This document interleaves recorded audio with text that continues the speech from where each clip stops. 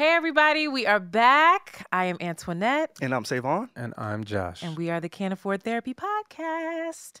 So we're going to continue with the tradition of the feelings wheel because I want to know how y'all good folks are feeling. And I hope the folks at home also take a second to check in with themselves and to identify some of the things that they are feeling. But first, I'm going to ask SaVon. Let us know where you're at. Yeah, let's do it. So for anybody who is not familiar with the feelings wheel, we've injected this into our lives because I struggle with my feelings, right?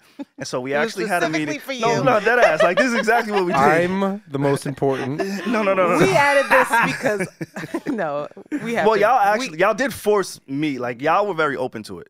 I had to be. Y'all were open to this concept of saying how we feel. You bought the pillow.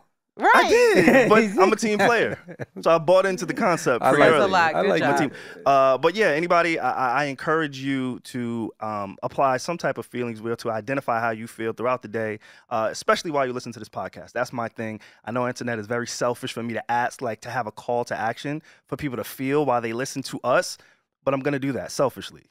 Okay. Feel when you listen to us. So pull up a feelings wheel, and let us know how you feel. Yeah. I think it's hard to not feel when you listen to us, right? It is a little bit. It's tough. Yeah. It is tough. I can only listen to us in the shower, naked, in the dark, with a candle on. That's beautiful. I don't listen to us any other way. Look at SaVon trying to put this image into our listeners' ears. No, that's romantic. He said naked, in the shower with candles. Isaac Hayes is playing in the background. Yeah. To my voice. I like how, Bye. Come on, how you feeling? But, okay, so I'm feeling, cheeky. You know how I'm feeling actually today? I'm feeling valued. Oh, I'm feeling very valued. Yeah. That was fucking sweet. I feel valued today for a plethora of reasons. One of them is the way that I show up with you guys and how y'all kind of, especially thank you, Antionette, for always leave me alone. Forcing me and pushing me to be my greater self. Okay. But no, I feel valued in all of the spaces that I kind of show up in, for family, for friends, work. So yeah, I'm gonna go with that. That's the feeling that I have today. Oh, me. Gentlemen first. I thought we're only doing one feeling. You can do as many as you feel, my friend, as you can identify. So the first one is always going to be the same. That's gratitude. I feel grateful for everything that I have and for my life and the fact that I'm breathing and alive and sitting in this room with amazing people. Ashe. And two other amazing people behind the boards in the control room. And then the other feeling I may be feeling right now is, where is it? Eager. I feel eager and energetic. Right before coming here, I traded in my car and got a new one. Oh my God, was that a new car? Yeah. Apologies, I don't pay attention to cars. I was looking for your car. Yeah.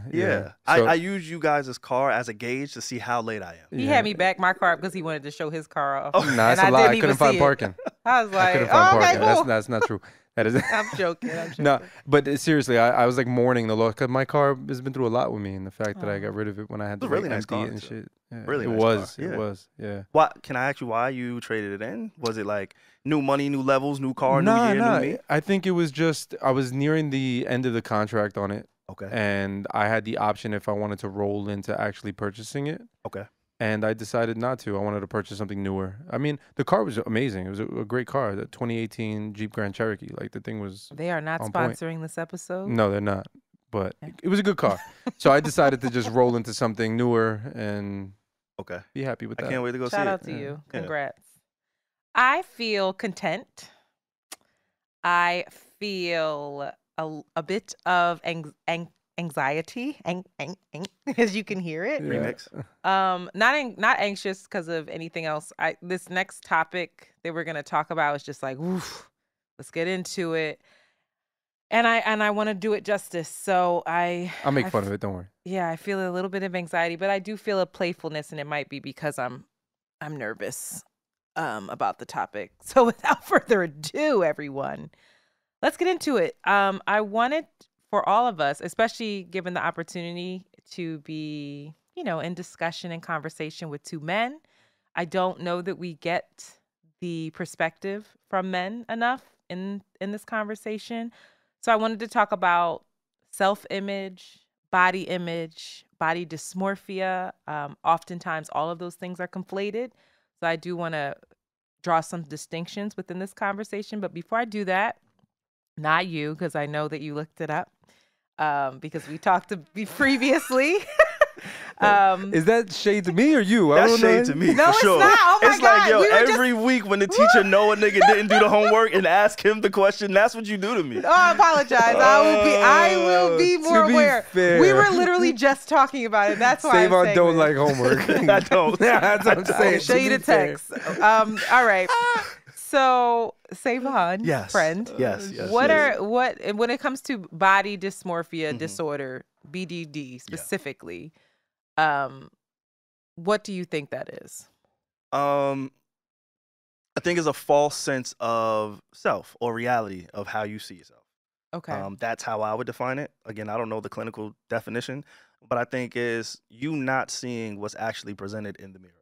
Okay. So I think that's how I would define it. You're close. Yeah, that's basically it. And then it goes, I actually have a clip. Mhm. You can pull up a clip because when I talked about us conflating poor self-image and self-worth with body dysmorphia, body dysmorphia is like something where you actually can't function. And so I just want to put this disclaimer out because I also read an article where a lot of psychiatrists, a lot of therapists are now saying that an exorbitant amount of young people are saying that they have anxiety, that they're self-diagnosing themselves with all of these different disorders, for lack, I don't know if there's another term, or disorders. Okay. Just from seeing it on social media, from these kind of like self-help and self-care conversations coming more to the forefront. So I do want us to be really specific about what body dysmorphia is. Yeah. So let's have the professionals define it for us. That is a psychiatric or psychological disorder that is marked by a person's focus on some aspect of their appearance that they find to be disgusting or unpleasant. And it's diagnosed when it's usually unusual, like nobody else would look at that aspect of their body and think anything of it. Maybe it's a mole on their face or their nose, or sometimes it has to do with weight or musculature. But the person becomes very focused on this aspect of their appearance and then engages in behaviors, sometimes checking behaviors, repeated checking during the day, to see if the behavior has, if the part of the body has changed or what it looks like. And sometimes people will get involved with camouflaging their body part that they have become sort of fixated upon. It can be extremely debilitating to a family and quite dangerous, because a person can become so fixated on it that they can develop feelings of hopelessness and worthlessness and terribly negative beliefs about themselves because of this very small aspect of their appearance. Okay. So that was Dr. Suzanne Odom, and that is a clip from the International OCD Foundation. And so some of the stats were kind of interesting. According to Johns Hopkins, experts think that about 1 in every 100 people has body dysmorphia dysfunction, and that men and women are equally affected. Hence why I thought this was a really important conversation to have. Men wouldn't admit it. I'm sorry to cut you off, but I think, it's harder for men to admit that. Or maybe they don't even know it within themselves, because I never was like brought up knowing that language. I never heard of that. You never heard as of a guy? No, like this is something body I've learned. dysmorphia? You never heard of? No, not at all. And I think women, young girls, experience that a lot sooner than boys and men. Okay, I don't. Yeah, that's a great insight, because I want to ask all of us. I'd hope if we're comfortable talking about our personal relationships with this, if we have it, or if we have self-image, issues or things of that nature. But I do want to talk about some symptoms really quickly.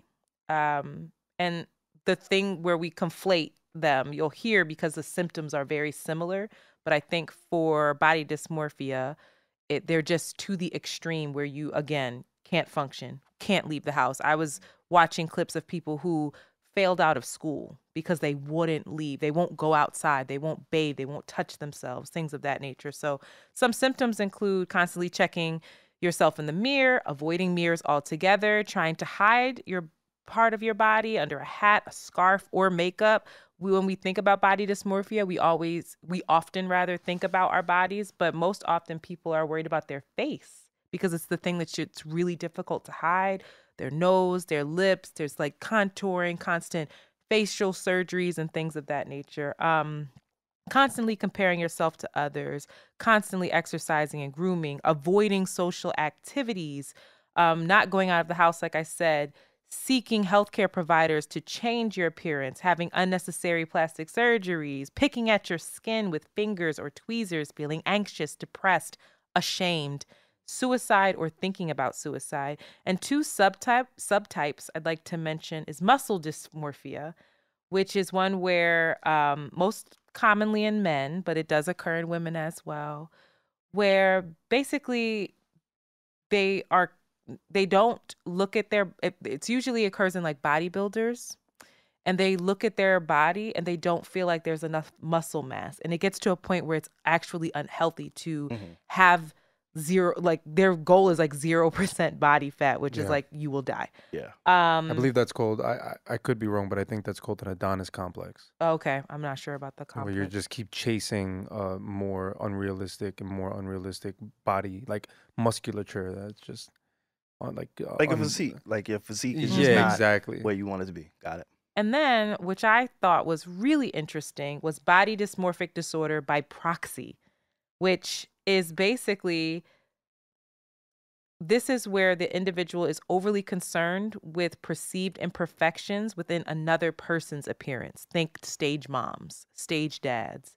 Like I would see this kind of stuff coming up because I came up in theater and performing arts, where I would see these people obsessed with how their child looked and like primming, like just causing all of this anxiety in the child, but they had it within themselves. And what I thought was most interesting is that it doesn't necessarily mean that that parent has or that person, because it's not just parents, but that person doesn't necessarily have a poor self-image of themselves. It's they're obsessed with someone else. So in saying all this, and I'll be happy to start, or I can shut up, but I wanted to know about personal experiences with our relationships with our body. Maybe that's really what it is. What is our relationship with our body, and how society views it, and whether or not it's beautiful. I think I want to take that first part and start there. What is our relationship with our body? Because how society views it is completely different than how I'm feeling in my body. And I think a lot of people who can relate to this topic will agree with that, right? It's not about what society thinks. It's about how I feel. So thank you. You know, let me also say thank you for like laying it down this way, because there was one thing that kind of stuck out to me. And when I hear, body dysmorphia, I think of either obesity or somebody who's malnourished. Right? Somebody who's super thin or super big. I don't think about the intricacies of body dysmorphia, not being satisfied with your own body and certain things about yourself, such as the face, right? I didn't even think that could fall under this umbrella, because it doesn't, let me not say it doesn't resonate with me, but it's not something that's commonly spoken about, right? If somebody I was watching a documentary the other day, and Janet Jackson, she was on this documentary, and she's a beautiful woman. But her nose changed every time I see her. And she's not that's the common thing where people constantly have to make these changes, alterations to their face, and they're already deemed beautiful or pretty or handsome or whatever you want to call it. So I think, the way that you broke that down and did the research on that, I just want to say thank you, because it gave me a different perspective. And the way that I can relate it to me is something I've been very honest, very vocal about on all the pods that I've been on in life. I think it was probably one of the first things I said to y'all. When I was younger, it was my hair. So when you said hair, I was like, wait, does this apply to me? Like, what the fuck? Have I been living in a lie my whole life? Like, oh my God, I thought it was beautiful. No. But yeah, I didn't think of that aspect of it. And I could relate in other parts of it. But I think that was the one that kind of stuck out to me. You know, now that I'm a little bit older, I'm in a different circle. You know, I've gained the confidence and the ability to, you know, love all parts of myself, right?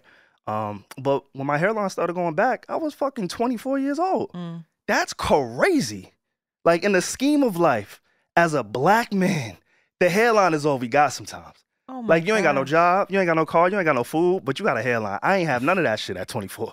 You get what I'm saying? Like, it was bad. And so I didn't, you know, correlate that to any type of body dysmorphia. I'm like, nigga, I'm gonna just wear a hat. And then I'm gonna go work at a place that allows me to wear a hat.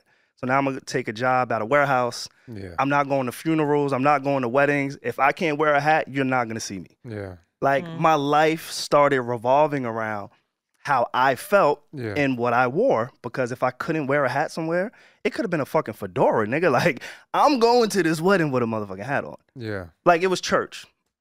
That's where it came up for me. So black churches or Baptists or churches in general, I don't know what the headwear is, but the churches that I grew up in, women could wear the biggest hats in the world. Men, y'all niggas come up, no hats Disrespectful. allowed. Better It's take that shit off. disrespectful. Take it off. Shit We better stay in not your see lap. it. Yeah. I didn't go to church for almost a decade. And Because of that. Because of that. Mhm. Because of those rules. I'm like, I'm not going. You know, my family is deep rooted into the church. My mom preaches, speaks, sings, all that. Like, and I wasn't even confident enough to support her through her journey, because if I couldn't go in there feeling comfortable in my own skin, Yeah. I'm not showing up. That's interesting. You know what's interesting about that? Because it's something I thought about when she had first, when Antionette at first started speaking about the idea of body dysmorphia and where it derives from. And the first thing that comes up to me is societal standards and culture. And I feel like you may not have that obsession with what your hair is supposed to be like if the culture didn't determine that it was important. You know what I mean? Like, That's true. You said it, as a black man, 24 years old, sometimes the hairline is all you got. Yeah, fact. Like, that's saying something, right? That's important. Your hairline. I grew up in a very similar culture. You go to the barbershop, you get lined up. That shit better be sharp. Facts. And like, I get it, and it's curious to me how, like, a cultural aspect can determine your self-image, can determine what's normal, right? Like, even you go back into, like, the dark ages, when if you were fat, you were considered wealthy and attractive, because if you had enough food to feed yourself and to eat in surplus, then you're doing good in life, which makes you more attractive, right? So it's interesting to know that the idea of body dysmorphia, the idea of self-image, the idea of what is attractive and what's not attractive and what that gamut looks like is really determined by society and what's in at that moment. And, like, another example is if we go, like, from, like, the 90s to today, like, fat asses may not have always been a huge thing, right? But They're then, going out. but yeah, I don't know about that. yeah, I don't know about that Certain either. communities. They ain't never Go go ahead. out. But now, and that's a thing. What you're saying there too is interesting, because now, like, you see, like, white girls getting BBLs. Meanwhile, back in the day, be like, does my ass look fat? You know what I mean? And that's a cultural implantation of body dysmorphia, right? Like, it wouldn't have existed if the culture didn't shift in that direction. Well, that's maybe what we think. Devil's advocate, there's some people that will be like, I'm doing this because I want to. I like it. And some folks looking at that be like, no, we're treating our bodies like trends so that we feel more comfortable within society. yeah. Listen, Yeah. judge and jury over here. I'm a Libra. I get it. But I'm just saying I have a lot of folks in my life who have had, various things done to them, their bodies, whatever. And they believe, they say it in a way where I almost believe them, since It's their truth. It's their truth. So it is true, right? Yeah. Like, just because culture tells me it doesn't mean that I don't feel the feelings, right? So, like, it is real. I think so. It just doesn't mean that you're not being influenced. Yes. So, like, to deny that feels a little It's dishonest, Yeah. you know? Like, to say I need a BBL because I don't like what I see in the mirror. Well, you don't like what you see in the mirror because of what you see on Instagram, okay? If everyone else had flat asses, you'd be like, I need to go get an ass reduction. Yeah. So it's really about what you want to be reflected on Influence. what people want. Yeah, I don't It's human disagree. nature. I think so. You know, and I'm just one moron with a microphone. So, but that's what I feel. Like, I feel like it's all a reflection. Like, whatever society is telling us we should be, Yeah. you have the people who are like, I want to be that. Mhm. And then you have the people who go the opposite. The people who are like naysayers and are like, no, fuck that. I'm all natural. Everything's natural. And it becomes this weird versus. It's like, oh, It you know. can be, and I think, you know, so that's a little bit more like a cosmetic kind of thing, image.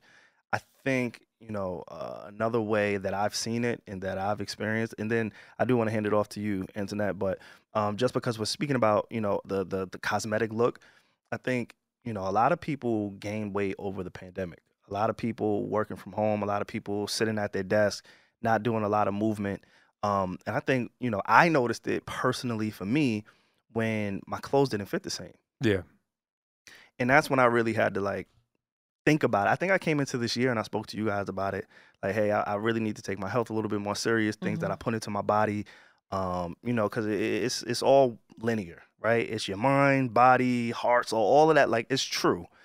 So I believe that, you know, that mirror it can be your best friend, but it could also be your worst enemy. What about this camera? What about looking back at the footage? Oh, That I we don't have look on at the this? footage. Why? I don't like I don't like where I'm at currently today. I don't feel like I am the best version of myself.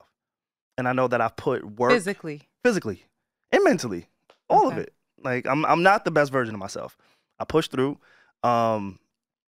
But yeah, I don't like to, you know, and I've even apologized to y'all about it. Like, hey, I don't really like how I'm looking in these angles. I'm not promoting to my followers. And honestly, as a creator, it's selfish. And as a creator, I'm hurting myself that I'm not putting something that I actually care about out into the world. You know what I'm saying? Like, it's a little embarrassing sometimes that I don't feel good enough or confident enough to say, yo, I'm proud of this. But yes, I'm proud of this. I'm just not proud of me.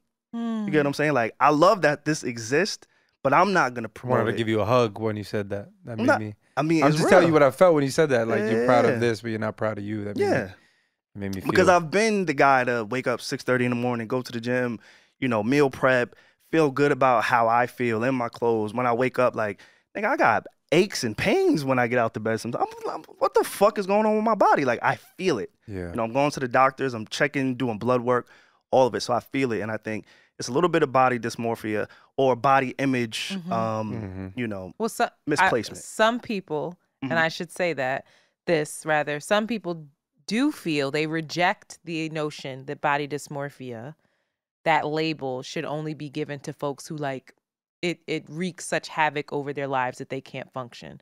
Some people reject that. I do want to put that out there. And some people feel that there are levels to body dysmorphia. Most clinical folks, everyone that I researched in my little time of researching this, all have differentiated between you have poor body image, poor self-image, poor self-worth versus BDD. So, thank you for sharing that. Yeah. And Yeah, I'm for real. sorry that you're feeling that way. Okay. Thank you. I know It's it fine. feels No. uncomfortable, but I want to say that to you. Yeah, I think you look great. Thank you. I think these ladies and these gentlemen and these non-gender conforming folks all feel the same way. Thank y'all. Okay. I appreciate that. But again, it all only what you feel matters. Yeah. For me, I actually had a therapist suggest that I might have body dysmorphia, and I rejected that because I was like, I rebuke thee. excuse me. And she wanted to dig deeper into that, and I was just like, this is not wreaking havoc over my life. It's not making me, you know, like, I looked it up and was like, no. You maybe if it was just you struggle with self-image.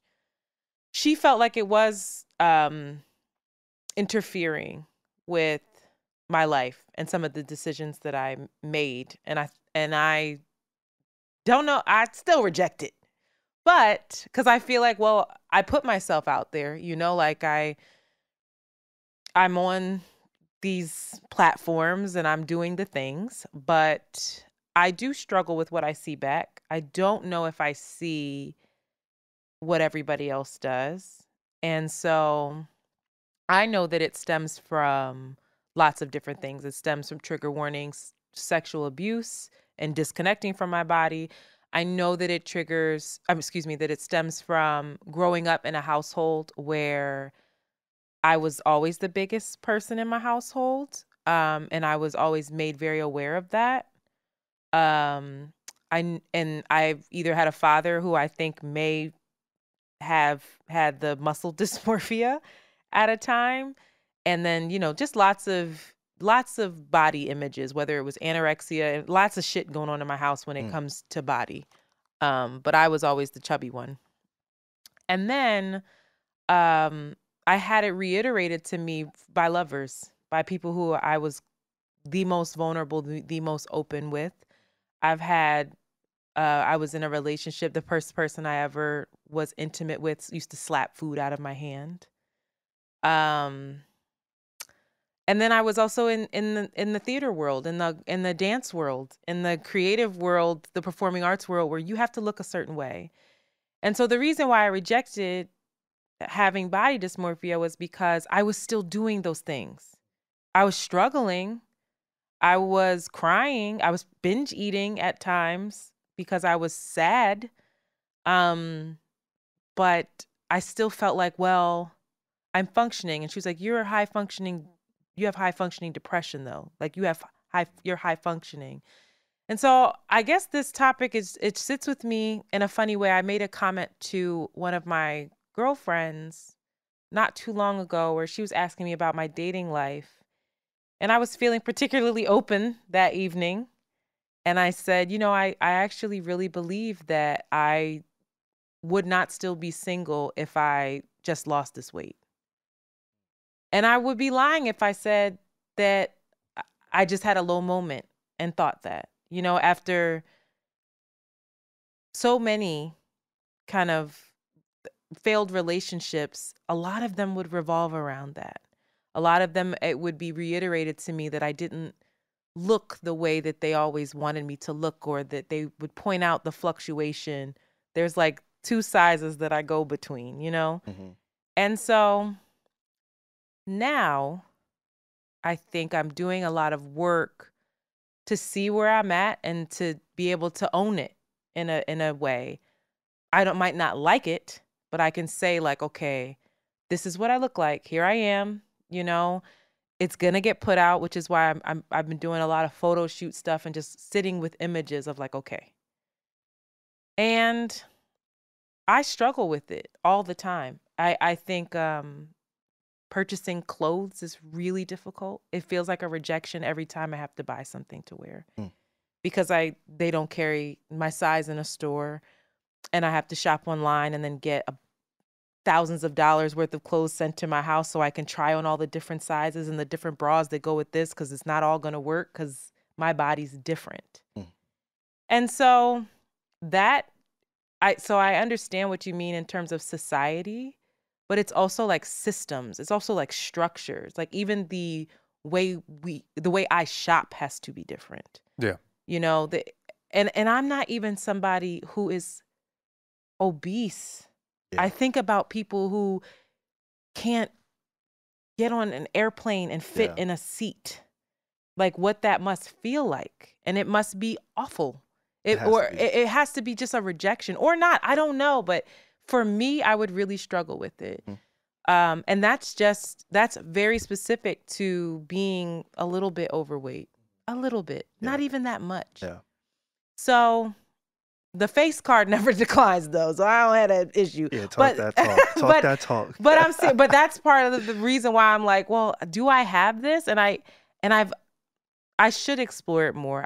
I really should, and I'm being open with like, I don't want to even have to say that this is a thing, because I don't want that to ever be a part of my life where I can't function. Like I just reject it. Yeah. And not reject because I think I'm smarter than anybody. It's just like, no, I'm not going to allow this to impact me in this way. I think that just speaks to your strong will. You know what I'm saying? To say, I'm not going to allow this to consume me, because, being in these spaces, and they say comparison is the thief of joy, Oh. right? And so in this space that we're in, content creators, performers, singers, actors, whatever it is, even if you're just on set, right? Josh, I know you work behind the scenes a lot. You see all these actors, rappers, entertainers, all these people, and they're like in pitch perfect shape. It's like, where do you eat? I've shot What do you runway eat? shows. Ciao. You get what I'm saying? So You think those sets are crazy? I've shot a ton of New York Fashion Week runway shows. yeah, And that's true. You'll see what true, like, treating your body not nice for the sake of certain things is. Like, the models are getting naked right in front of all of us, right backstage with 20, 30 other models. Ribs are shown. I'm talking about like bottom ribs, right above the liver ribs.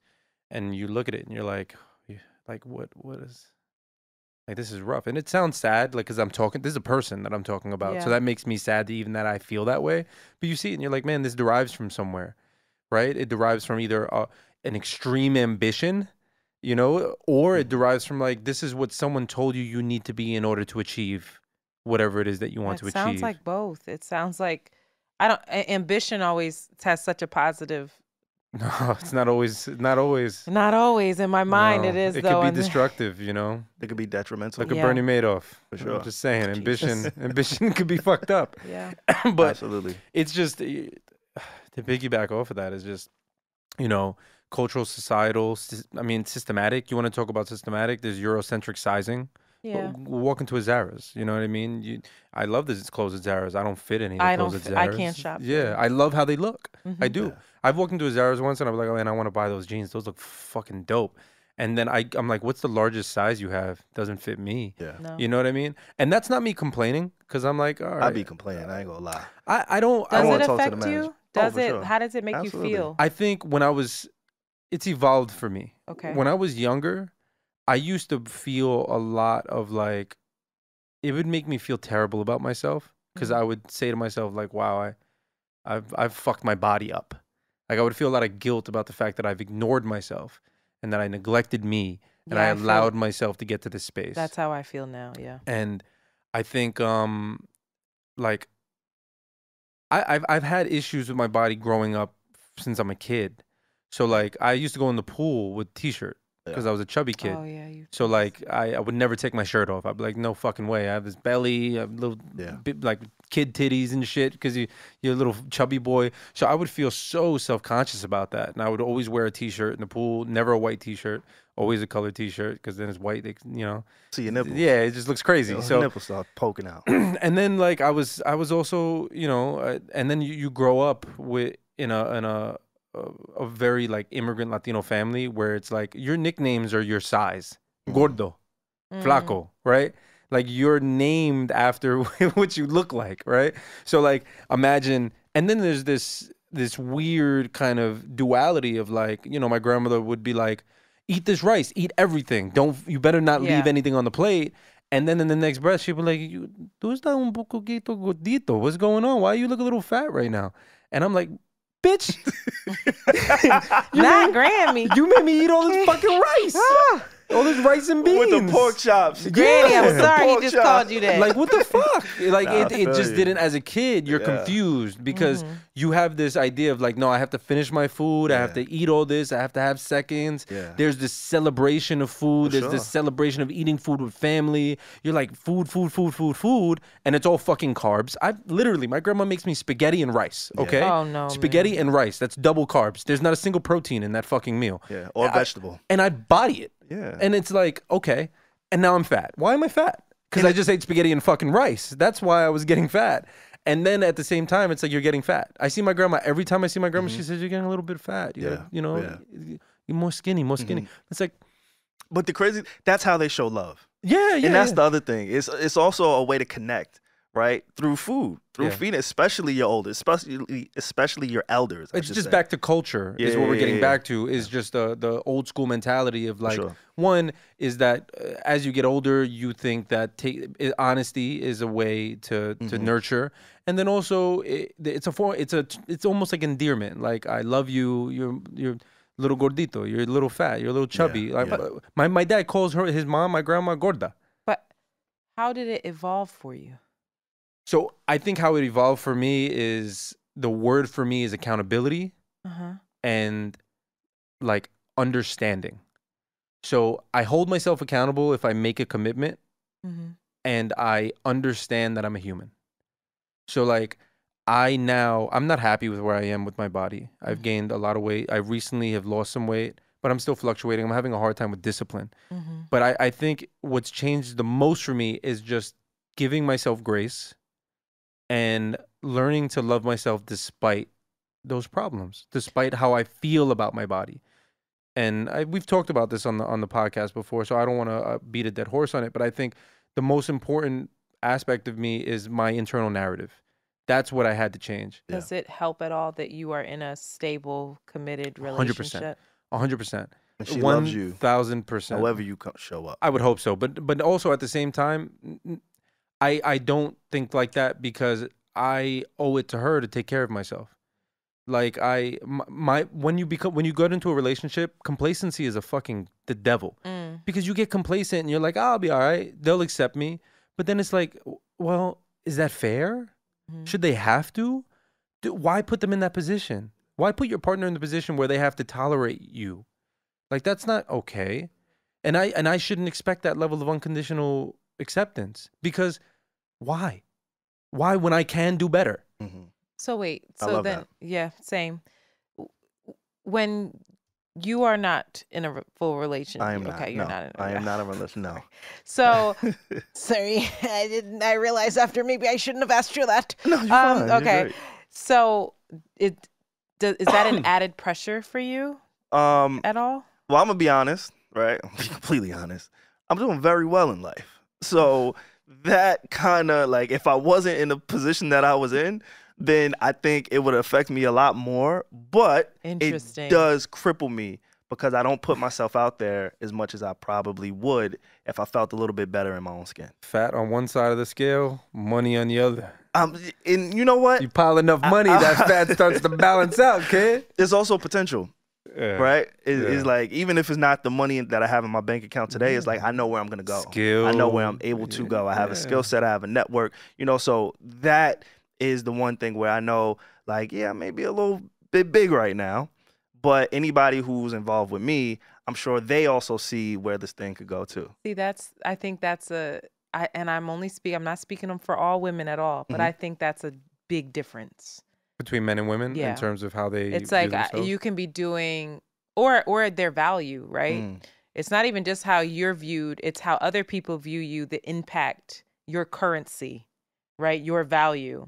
Yeah. I value myself, and I had a dear friend tell me once, it doesn't matter how you value you. It only matters, and I disagree with her wholeheartedly, and I love her. But she said it doesn't matter how you value you. It only matters how other people value you. Because guess what? You can go ahead and charge $1 million. Doesn't mean they're going to pay it. They ain't going to pay it.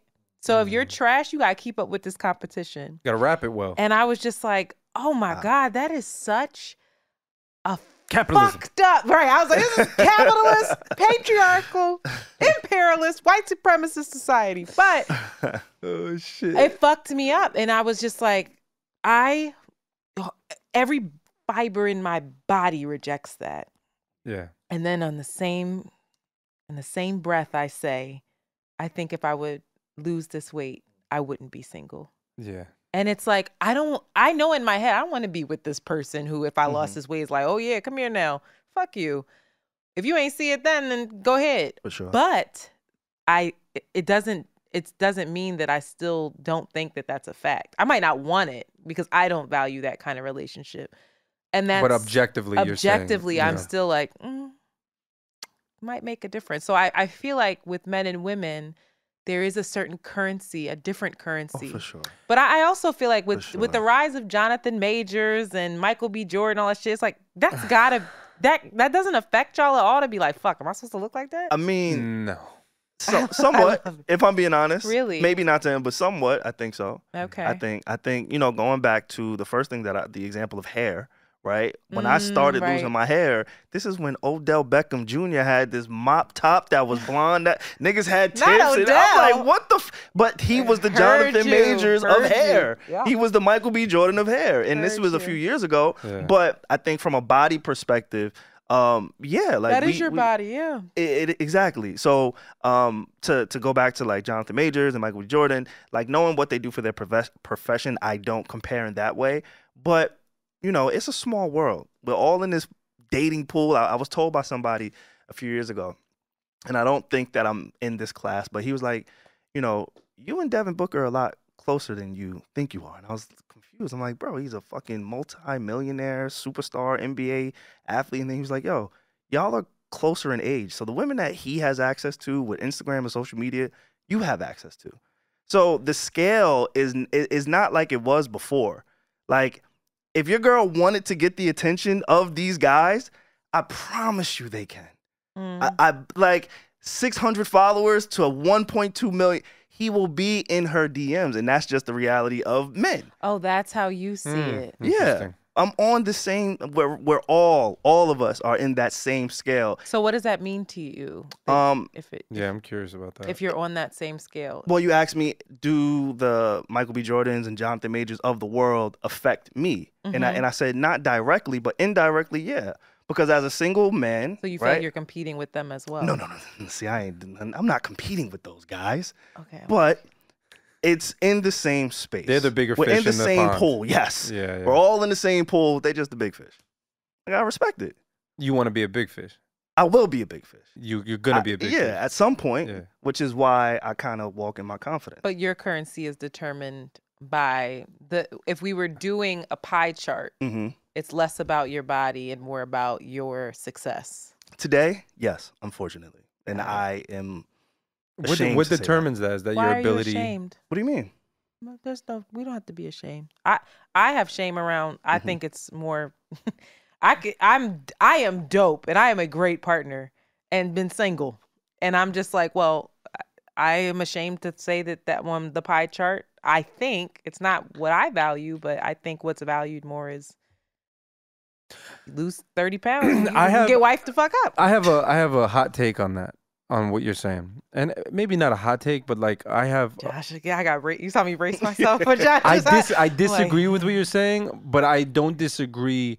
I don't disagree with what the outcome would be. The reason why I say is I don't think it's about losing the weight. I don't think that's what's important. The confidence. I think it's what you get from what that means. Yeah. So I think that like if you were to have the same habits as someone who's working towards something like that, that will show outwardly. And that will change the way you approach relationships, which then would change the caliber of men that you attract. So if you are sitting inside this space where you are unhappy with you, you're going to attract people who are attracted to people who are unhappy with themselves versus someone who is actively working on themselves, whether that be through losing weight or getting fit, whatever it is. That the person that is going to be attracted to that is going to be more open to commitment, is going to be more open to faithfulness, is going to be more open. All of those things that come with discipline and being motivated and determined and committed all comes in line with partnership, with being faithful, with understanding, compassion, intellect. All those things lock together. And I think we fail to recognize that. I don't think it's about the weight loss. I think it's about what comes with the idea of people who stick to something long enough to get the outcome of weight loss. Yeah, who's in control of themselves. Yeah. I don't disagree. I did want to say one thing. Please. Another part of this is also genetics. Nah, you're fine. Genetics. Child. I think that's something that, is out of our control. Tell me right? about it. Genetics, hormones. I recently found out, like, guys, please check your testosterone levels. Because if they're low, you're going to struggle with losing weight. You're going to struggle with your weight in general, Hormones muscle mass, important. all of it. I right? have Hashimoto's disease. So my thyroid just doesn't work. Yeah, so a lot of people don't know that. Synthetic hormone. Yeah. And so I did want to just throw that message out there while we're having this conversation, because it's something that I recently learned about. Like, you don't know how, I didn't know at least, how your hormones play a part in your body and how it functions, and your mom's history, your dad's history, their parents' history. Like, all of that is super important to how you feel, how you look, and who you are today too. Like, I have a friend who is super thin and he eats horribly. He wakes up and eats Skittles for breakfast, and I'm like, what the fuck are you on, bro? And he just does not gain Fast weight. metabolism. He just super fast metabolism. He is super thin. I don't know if he's healthy, but he's thin. Yeah. Where I have to like count every calorie that Definitely goes not into healthy my if you eat body Skittles in the morning. because like I know what, you know, the genetics and the DNA pool that I have. Like, again, we always look at other people and say, we wish we had that. I wish I had that. Like, I've been blessed with a mindset. Yeah. Some people don't have the mindset. They might have the perfect body. They don't know how to navigate the world. Yeah. Right. So I think it's give and take, but I do want people to give grace and give thought to like your hormones and just your genetics in general. There's one more thing I wanted to touch on before we potentially wrap up. I don't know where we are, but something I'd be remiss to not touch on, especially because like the idea of men being vulnerable is super important to me. I think one of the major things that a lot of people don't like to discuss around men and body issues is like penis size. And the fact that that is a huge issue with men that is very unspoken of. Because unless you're making fun of it, ladies. You're making fun of it, or it's the butt of the joke, or you're talking about how a large one is the perfect one, right? So I think that the narrative around that culturally is I can guarantee you one of the only reasons why men and women are equal in body dysmorphia is because of penis size. I guarantee you that is probably the majority. You mean the statistic? I think the reason why it can skew equal, I think if you were to if every man had a large dick, every man, it wouldn't be equal. I think that it would be much less men have body dysmorphia than women. Because I think that the majority of men that have an issue of body dysmorphia, a specific problem with their body, it has to do with their penis. I feel very sure about that because there's so much narrative in society and people where like women gauge a man's masculinity, their value, their performance, right? Like who they can show up as a partner, all off of a sex organ. And I think that it's really important to think about that and like to allow people to like to recognize that's not something you can control. That we talk about genetics. That is a huge part of genetics. That's just what it is. You got what you got. You know, so I think that that's like an interesting thing. That's fucked up though. As much as it can that's be funny, fucked up. You got what you got. There's people who are born with micro penises, bro. I seen one before, but like so. In person? Yeah, I seen. So I worked at a homeless shelter, and these guys they used to like strip and get naked and do all kind of black girl stuff. And there's one guy. And, I know we should take things serious, but me and my coworkers said, like, should. Nah, but for real, though, sometimes you got to laugh at shit. Yes. No, not this one? I think laughing is okay at certain things. Go ahead. Nah, I'm not going to laugh. We just going to keep it up. I'll laugh for you. Go ahead, tell the story. It's just me and my coworkers was like, yeah, he's here because his dick got him here. He ain't have nothing. He had no peace. No. There's truth to that shit. Peace. There's truth to that shit. It was tiny. There's truth to that. Look like a fingernail. Let me tell you something. All right. I wish we would have brought this up earlier because we do need to wrap. We got a little bit more time. And there might be a part 2 to this because this is really important. Little dicks? Just the pressure that men face. Y'all are childish. And I'm going to take a second because I know it's a lot. No, take a second because I know it's a lot. It could be a lot. I'm going to be that person. No, I don't like that. No. I'm allowed to laugh. We can laugh. You can laugh. Go ahead. You done? You ready? All right. It was good timing. There's a lot of pressure on men when it comes to sex in general, right? Yeah. I have dated personally 2 people that had micro penises, and I was not the issue. They were so tormented by that. I was ready and willing to figure out other things, and it broke my heart to see how much it really did affect them. Like it really was. So I used to tell them, like, I don't even have orgasms from penetration. Like, there's so many other things to do. Like, bro, I'm not. Kind. You're kind. Fine, but I'm not like a fucking unicorn. There are definitely other women that are dating folks that have micro penises. But being the butt of the joke all the time, that is, and I know it's an easy target. It's low hanging fruit. Look, like he can't even talk about it. But like, it's really sad, and it's unfortunate We need to move on. No. What I will we say- should talk about that. No, because what I will, we can come back to that because I think I'd really like to do a full topic. I really want to talk to y'all about because we were talking about earlier just asking men, or demand expectations within sex of like multiple rounds. Imagine big that. dick, this Who the and fuck that. would expect something like that? Friend of the show. You hear it? Yeah, friend of She's the yelling show. Multiple, like, yeah. Listen, I would so hate like, to be the guy that ran into her with a micro penis. That's oh my They God. wouldn't- Talk about radical honesty. they wouldn't even do it. But anyway, I something that I've noted for myself in this conversation is that that I need to check is that in having this conversation, somehow I still got back to this fucking desirability and being chosen by somebody else. And my body, how I feel about my body, is directly influenced by having someone choose it and value it. And that bothers me. And I'm not saying it's not human. It is human. It's Biological. absolutely human. But It's primal. this relationship with your body, what I want to offer listeners is that it is truly your relationship with it. And like every time you talk about it, I'm talking to myself now, you end up talking about these relationships that you wish you could be in or this partnership you want. That's something to note and observe. And finally, for me, your body, we are not these bodies. These bodies are on loan to us. I truly believe that like this shit's going to break down at some point. I'm still very much me.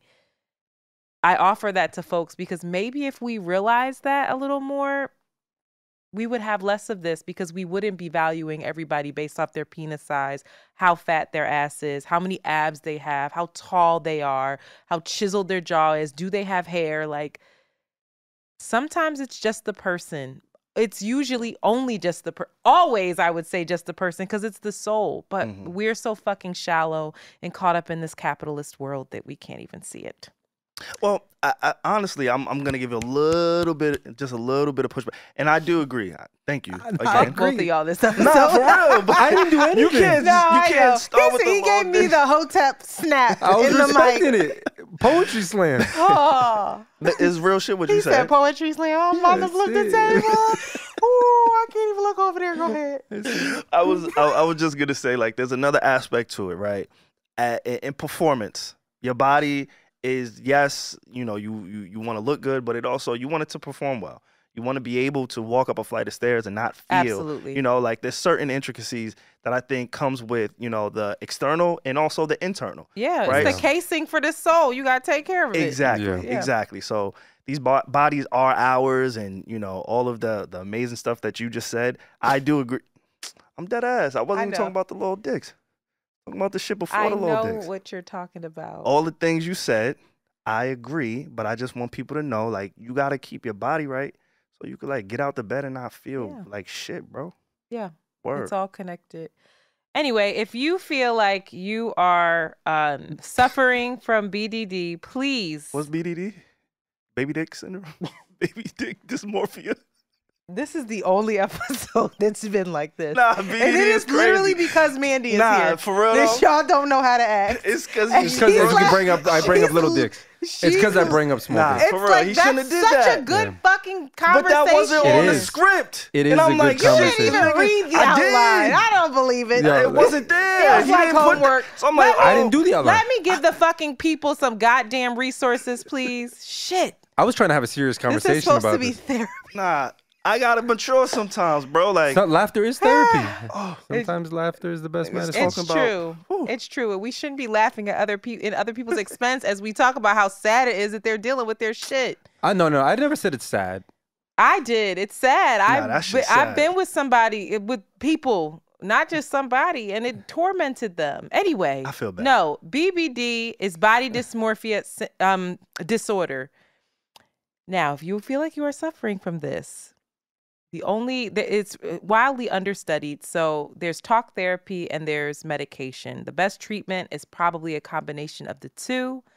What you want to do is find a therapist, a psychiatrist to make sure that you are properly diagnosed, and then you and your therapist or psychiatrist or both can all discuss a treatment plan. But yeah, we're all dealing with the shits. We're all having a human experience, and we're doing the best we can, child. As you can hear this week, I'm trying. It we is hard, bro. we are doing. Thank y'all so much. Thank you all so much. I feel so enlightened. For this episode. I wish I were about to revisit the feelings wheel. And join us next week for another episode of the Can't Afford Therapy podcast. Bye. That went too far.